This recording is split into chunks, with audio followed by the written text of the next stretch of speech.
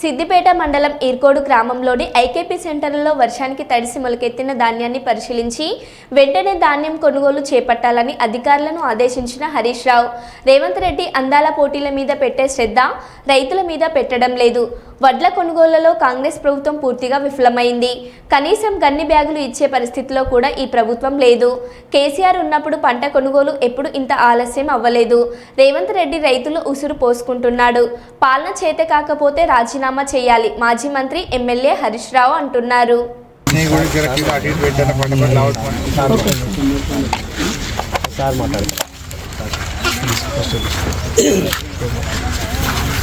కాంగ్రెస్ ప్రభుత్వం వడ్ల కొనుగోలు విషయంలో పూర్తిగా విఫలమైపోయింది.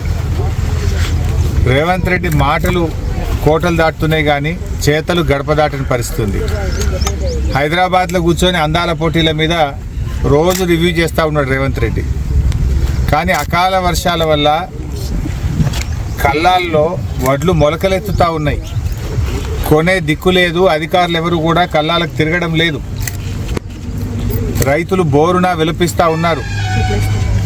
మూలిగే నక్క మీద తాటిపండు పడ్డట్టు అయిపోయింది రైతుల పరిస్థితి.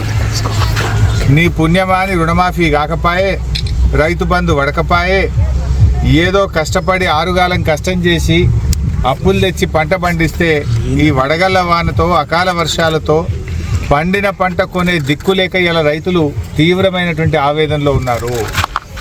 రేవంత్ రెడ్డి కొంచెం రైతుల గురించి పట్టించుకో. చిల్లర మాటలు మాట్లాడు కాదు.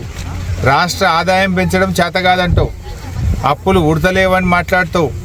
అసలు నువ్వు ఒక ముఖ్యమంత్రిగా నువ్వు పూర్తిగా ఫెయిల్ అయిపోయినావు. ఇప్పుడు ఈ కొత్త ముచ్చట్న కేసీఆర్ ఉండగా 11 విడతల్లో కరోనా వచ్చినా, పెద్ద నోట్ల రద్దయినా, ఆర్థిక మాంద్యం ఉన్నా ఎన్నడూ రైతు బంధు పైసా రూపాయి ఆగలే. కేసీఆర్ గారు ఉన్నప్పుడు ఏ రోజు వడ్ల కొనుగోలు విషయంలో గింత తిప్పలు కాలే.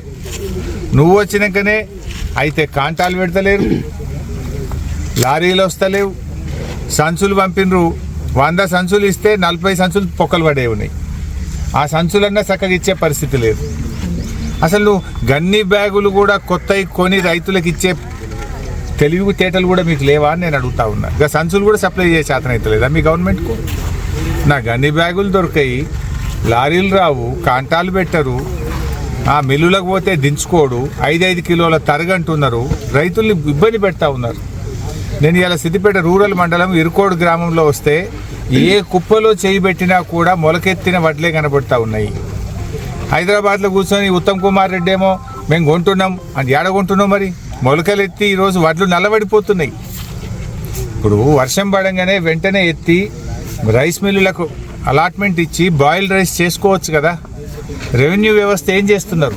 కలెక్టర్లు, ఆర్డీఓలు, ఎంఆర్ఓలు, DM civil supplies, agriculture department ఏం చేస్తుంది అని నేను అడుగుతా ఉన్నా. ఆ రోజు కేసీఆర్ గారు ప్రభుత్వం ఉన్నప్పుడు ఆయన వాన పడితే ఎంఆర్ఓలు పోయి సెంటర్లలో కూర్చొని ఆర్ఐఓ కాడ, డిటిఓ కాడ, ఎంఆర్ఓ కాడ కూర్చొని ఆర్డీఓలు తిరుక్కుంటా మిల్లులకు వెంటనే దించిపిచ్చి రైతుల్ని కాపాడుకునే ప్రయత్నం చేసినాం. నువ్వు రైతు బంధు చేయపోతివి, రుణమాఫీ చేయపోతివి, కనీసం పండిన వడ్లు కూడా కొనే తెలివి లేదా నీ ప్రభుత్వానికి అని అడుగుతా ఉన్నా. చేత కాకపోతే దీపో. ఎందుకంటే నువ్వు అప్పు పుట్టదంటావు, పైసా పెంచనంటావు, వడ్లు కొననంటావు, రైతు బంధు వేయనంటావు, రుణమాఫీ చేయనంటావు. మరి ఇక నువ్వు ఎందుకున్నావు? ఆనాడేమో మస్తు మాట్లాడినావు కదా. ఈ ప్రభుత్వం పూర్తిగా